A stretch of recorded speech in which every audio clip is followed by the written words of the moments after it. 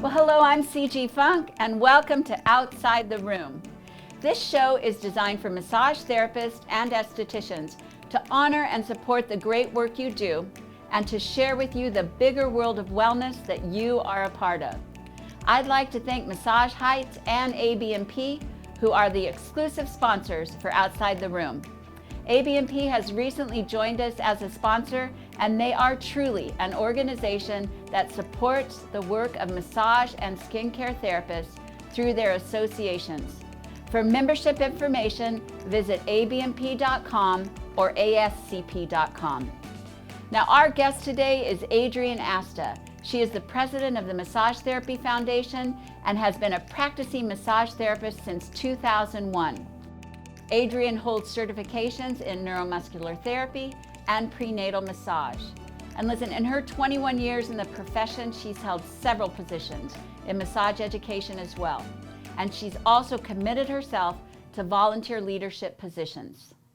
Well, Adrienne Asta, welcome to Outside the Room. It's so great to see your face. Good to see you too. So good to see you, CG. Thank you for having me. Yeah, we go back a ways, you know, A you ways. and I. Yeah, so this is great. You know, I'm going to jump into some questions here, and I think our conversation is going to take us on a really interesting journey today for the viewers. So First and foremost, you became a massage therapist over 2 decades ago, if I recall. Correct. And I'm always interested to ask massage therapists who have been in the industry as long as you, what drew you to the career? Yes. So all the roads kind of led there, and massage therapy was rarely in my life prior to me going to massage school. I have a dear aunt who enjoys getting massages, but that's about the exposure that I had to it growing up. And, you know, I had a lot of what I would say was like hand energy. Like I always was wringing my hands and things like this. And I picked up playing the guitar. I had a couple of musician friends that, you know, I guess it was easy access to pick up the guitar and play a little bit. And it scratched the itch a little, but not a lot. You know, and kind of a typical story, you know, I would massage my friends' shoulders and, you know, they would all say, oh, you should really go to school for this. And because it just wasn't in my sphere at the time, I'm like, for what? To rub people's backs for a living? It didn't calculate or connect with me. So, you know, I'm fortunate to have a very healthy family growing up. You know, my mom would give us what I would call now a pre-event sports massage at the breakfast table in the morning before school to help wake us up. Right. So I was working in Manhattan at the time for a large advertising firm, and I had groomed myself to go there. You know, I thought that was the direction I wanted to go after college. And as I got promoted, I'm like, man, this is just not meeting any of my life goals at all. And I remember I'm waiting for the art studio to finish up a project at like 2:00 in the morning so I could run it over to FedEx so it could get into the, you know, USA Today or something like that for the next morning. And I'm like, I am not contributing to humanity right now. This is just, there's a big disconnect. So I remember that night I went up to a colleague of mine who was also on the same account with the same struggles, you know, and I dug my thumbs into her traps partly to get some of my own frustration out. And, you know, she just lowered her shoulders and, you know, put out this big sigh of relief. And at that moment, all of those things came together, like the hand energy and the touch, the healthy family and the, you know, wanting to be of service. And then what happened was, you know, I went from rubbing my colleague's shoulders over to, you know, a search engine. I don't even think Google was a thing. It surely wasn't a popular thing at the time. And I was living in New Jersey. So I typed in massage schools, New Jersey, Somerset School of Massage, came up with an open house date. I signed up and I saw how I could be of service. I saw how I can help humanity. I saw relief and joy and camaraderie and community and partnership and collaboration all in that moment. I don't think I would have been able to define it at that time, but kind of reflecting on that moment, it was a very strong yes, go in that direction. Yeah, I love that. And I think that a lot of therapists and estheticians have similar stories of trying to fit into what society thinks we should be and being unhappy there. And then having someone say, oh, you really do a good massage. You should go to massage school. So I think they're going to relate to that story. Now, one of the things that you've been a practicing massage therapist for many years. You were in education and teaching, and then actually running schools and overseeing school operations. And through all of this, you have been committed to volunteer in the massage industry to give back. To give back. So tell the listeners some of the ways that you've been involved in volunteer leadership, is what I like to call it, and why you do it. It started with committee work, and I think that's a good place for anybody who wants to be a part of something bigger.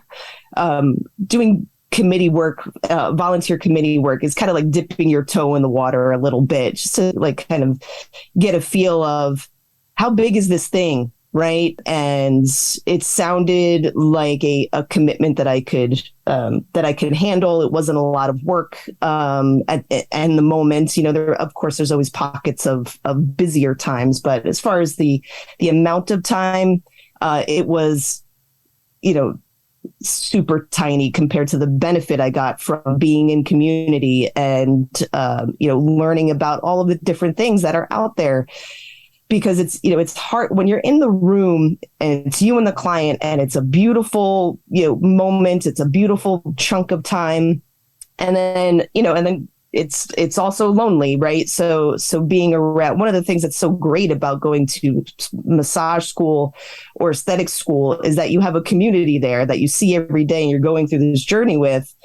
And then potentially, if you're in private practice or even a smaller practice where you're not seeing a bunch of therapists all the time, it gets to a point where you're wondering if are the benefits really real? Or the benefits, what I'm seeing, is it just me or is everybody else seeing this? So volunteering helped to continue the conversation outside the room. So it was committee work. And with the Massage Therapy Foundation, that's kind of the same thing. I love that. And so tell us your 15-second, who is the Massage Therapy Foundation spiel? The Massage Therapy Foundation is a 501c3 nonprofit organization that helps to bolster fund research for us to be able to communicate the benefits of massage. We have an education pillar that we are helping schools, students, practitioners, and teachers understand research literacy and how to integrate it into practice.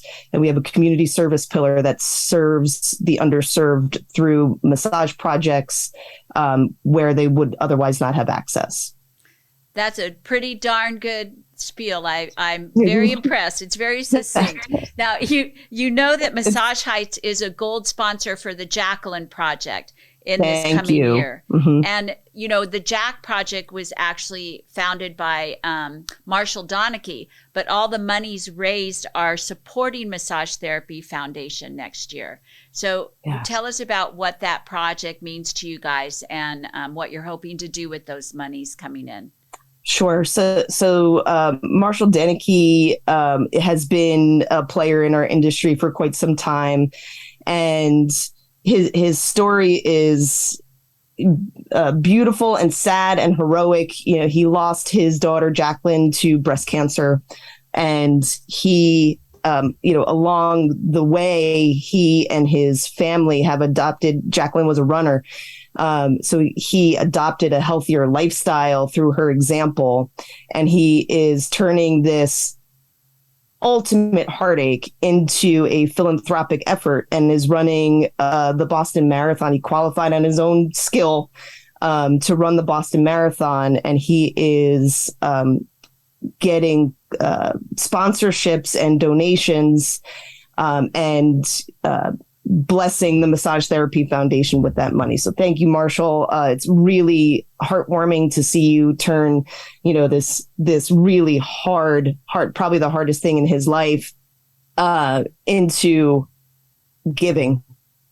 In honor of Jacquelyn, we are taking a portion of those proceeds and we are making them specific to community service grants that are dealing with patients who have breast cancer, their caregivers, and their support systems. So we'll be putting a call out specifically for those types of community service grants with a portion of that money. So we really appreciate Marshall, and we hope that we can help heal his grief and keep the legacy of his daughter going through service. Thank you so much for saying that, Adrienne. And so if folks out there listening or watching want to learn more about the Massage Therapy Foundation and how they can participate and donate, because you can donate right through their site to support these projects that they do, please visit www.massagetherapyfoundation.org. Yes. Okay, great. Hey, listen, so you're a massage therapist of many years. I'm a massage therapist of many years. We've got massage therapists and estheticians out there listening today and learning from what you're sharing.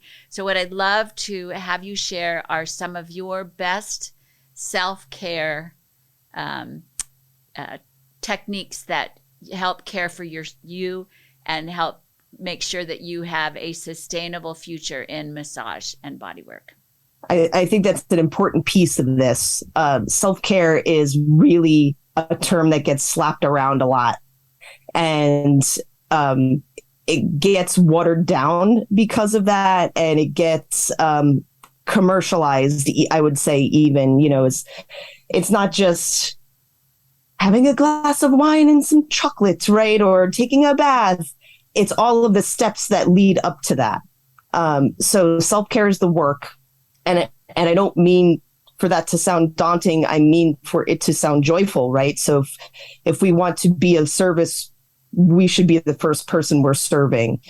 And in order to do that, I like to take care of what I like to call my universal languages, right? So movement is a universal language, touch is a universal language, rest is a universal language, eating is a universal language, right? So you want all of those pieces to be nourishing, right? So, and you want to create the time for them. So, time management has been a challenge for me personally and professionally for a good chunk of time in my career.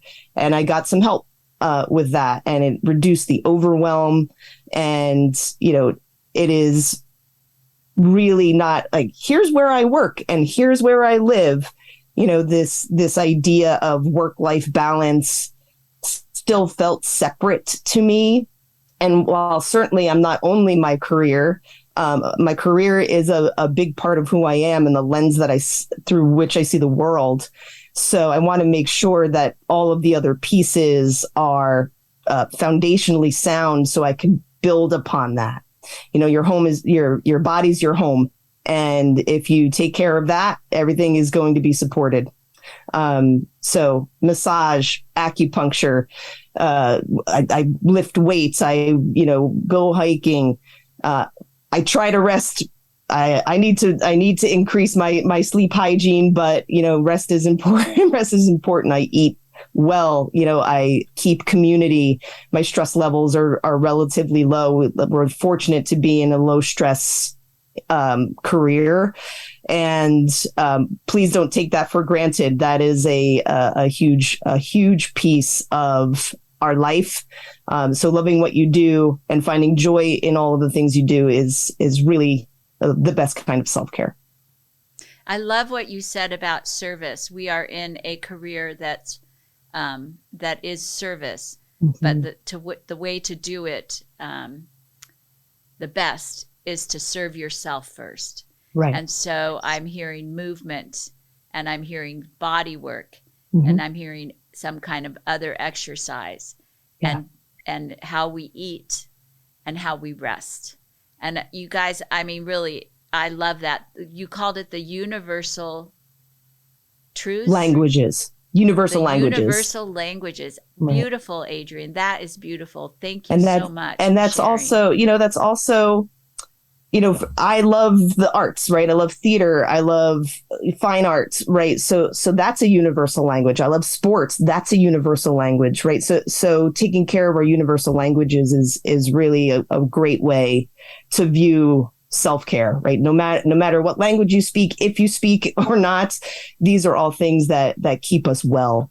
And, I see it in the treatment room, and you probably do too. The ones who are, moving their body regularly are the ones who tend to have the best health outcomes, and everything that you do to support keeping your body fluid and in motion are good. And all of those things do that.